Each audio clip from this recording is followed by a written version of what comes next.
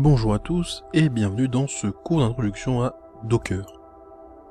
Nous avons précédemment parlé du fichier Docker Compose YAML, et dans cette leçon, nous allons parler de la ligne de commande Compose. Les prérequis sont les mêmes que le reste de la section. Vous devez connaître les images et les conteneurs, comment les utiliser, ainsi que les concepts qui les entourent dans les sections précédentes, de sorte que vous puissiez utiliser tout ce contenu dans la commande Compose et le fichier YAML. L'outil de ligne de commande Docker Compose est en réalité distinct de l'outil Docker. C'est en fait un binaire séparé. Si vous utilisez Docker pour Windows ou Docker pour Mac, il est livré avec. Mais si vous êtes sous Linux, vous devez le télécharger séparément. Et vous pouvez l'obtenir sur github.com/docker/compose. Mais vous pouvez également le rechercher simplement sur Google. C'est idéal pour le développement local et les tests rapides de choses qui pourraient autrement être complexes à taper dans un tas de commandes à partir de la ligne de commande. Deux commandes courantes que nous utilisons seront Docker Compose Up, ce qui est de loin probablement ce que vous allez taper 90% du temps. Il s'agit essentiellement d'une commande unique permettant de tout exécuter dans le fichier Compose, y compris la création de volumes, la création de réseau et le démarrage de tous les conteneurs avec toutes leurs options de configuration.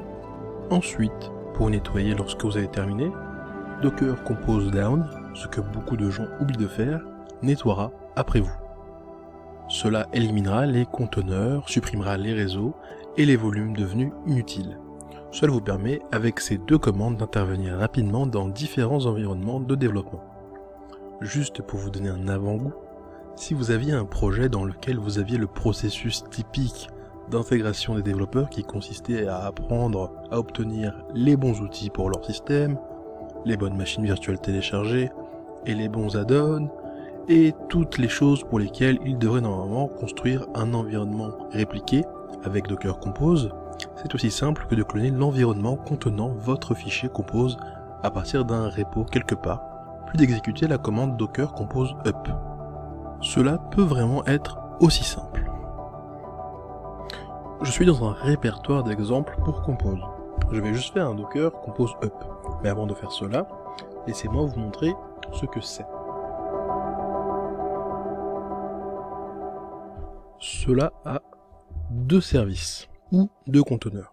Et le premier est un serveur Nginx, qui est configuré comme un proxy dans ce cas. Et il va être à l'écoute sur mon port 80. Sur ma machine locale. Vous remarquerez qu'il existe une commande de volume dans laquelle j'ai en fait effectué un bind mount sur un fichier de ce répertoire appelé un fichier de configuration Nginx. Il s'agit en réalité d'un petit fichier très simple, ce n'est pas nécessairement important que nous sachions encore comment fonctionne ce fichier. Cela montre simplement comment dans ce cas, je crée un fichier dans mon environnement local. Disons que ce répertoire est un repo Git qui stocke ces fichiers de configuration pour moi. Cela me permet de mapper ce fichier dans le conteneur et à la fin, vous verrez qu'il dit RO, ce qui signifie Read Only ou lecture uniquement. Ce qui signifie que je ne peux pas le modifier dans le conteneur. Ce n'est pas nécessairement requis ici, je voulais juste vous montrer que c'est comme cela que vous feriez dans ce cas.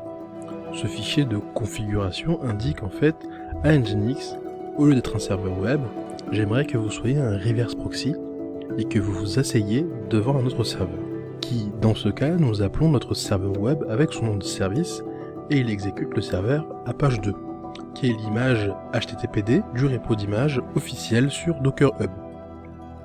Vous pouvez également voir en haut que j'ai spécifié une version. C'est comme ça que je ferai ça, à l'intérieur de la ligne d'image. Donc ce qui devrait arriver, c'est que lorsque je tape Docker Compose Up,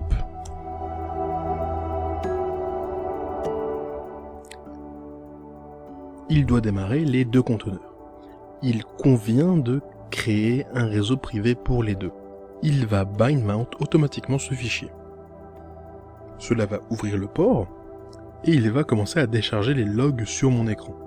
Vous avez peut-être remarqué dans tout cela que je n'ai pas spécifié de zone de réseau et de zone de volume, car elles ne sont pas réellement nécessaires. Ils ne sont nécessaires que si j'ai besoin de personnaliser le réseau. Par exemple, changer les adresses IP par défaut, ou le driver de réseau utilisé. Ou dans le cas des volumes, je peux créer des volumes nommés ou utiliser un driver de volume différent. Nous aborderons tout cela ultérieurement dans des prochaines sections. Juste pour que vous sachiez, c'est aussi simple que ces fichiers peuvent l'être. Vous n'avez normalement pas besoin de tout ça. Ces fonctionnalités sont là si vous en avez besoin, mais généralement ces petites commandes très simples, comme celle-ci, vous suffiront. Alors, qu'est-ce que j'ai fait? Ceci est maintenant mon serveur Apache et mon serveur Nginx. Une fonctionnalité intéressante de Compose que Docker n'a pas forcément à offrir dès le départ, c'est qu'il enregistrera tous les conteneurs qu'il exécute à l'écran au premier plan. Je peux toujours faire la même chose qu'avec Docker et exécuter Docker Compose Up-D, ce qui le mettra en arrière-plan, mais il est agréable de voir lorsque je développe ou teste des choses localement que mes logs sont affichés à l'écran. Si je passe sur mon navigateur, puis localhost, vous verrez qu'il est écrit It Works. C'est le serveur Apache qui répond, pas le serveur Nginx. Le trafic passe actuellement par le reverse proxy Nginx. Cela répète le trafic sur le serveur Apache. Le serveur Apache répond avec son fichier HTML de base par défaut, car nous n'avons rien changé. Ensuite, le Nginx me le répète. Il s'agit donc de votre serveur web de base, de la configuration du proxy web. Vous pouvez dire que le trafic les a tous les deux touchés. Si je clique sur rafraîchir plusieurs fois, vous verrez le trafic apparaître.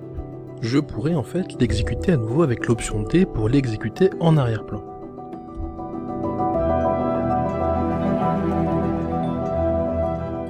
Si je retourne sur mon localhost, si je rafraîchis, vous pouvez voir qu'il est toujours là. Je peux aller faire un Docker Compose Logs pour afficher les mêmes logs que ceux que j'ai vus il y a quelques temps. Un grand nombre des commandes auxquelles vous êtes peut-être habitué dans Docker sont également dans Docker Compose. Vraiment, ce que Compose est en train de faire, c'est de communiquer avec l'API Docker en arrière-plan au nom du CLI Docker. C'est un peu comme si le remplaçant du CLI Docker communiquait toujours avec l'API du serveur Docker dans le back-end. Bien sûr, Docker Compose-help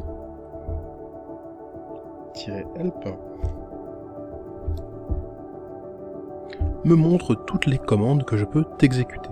Vous verrez que beaucoup d'entre elles ont l'air vraiment familières, car elles sont l'équivalent de la commande Docker, en utilisant simplement le contexte de la configuration du fichier Compose. Je veux nettoyer tout ça parce qu'il fonctionne encore. Je peux faire un Docker Compose ls, ce qui me montrera que mes deux conteneurs fonctionnent. Je peux faire un Docker Compose top pour lister tous les services qui sont exécutés dans un format agréable. Enfin, je peux faire un Docker Compose down pour arrêter et nettoyer mes fichiers que je viens de lancer. Vous verrez que cela me dit ce qui se passe là-bas. Tout est nettoyé. Ceci est un simple avant-goût. Nous utiliserons beaucoup Docker Compose tout au long de ce cours pour le développement local et les tests. Nous continuerons ensuite à utiliser les fichiers Docker Compose au fur et à mesure de la transition vers les problèmes de production liés au déploiement d'environnements complexes avec un simple fichier YAML. C'est tout pour cette vidéo, mais je vous dis à bientôt pour la prochaine.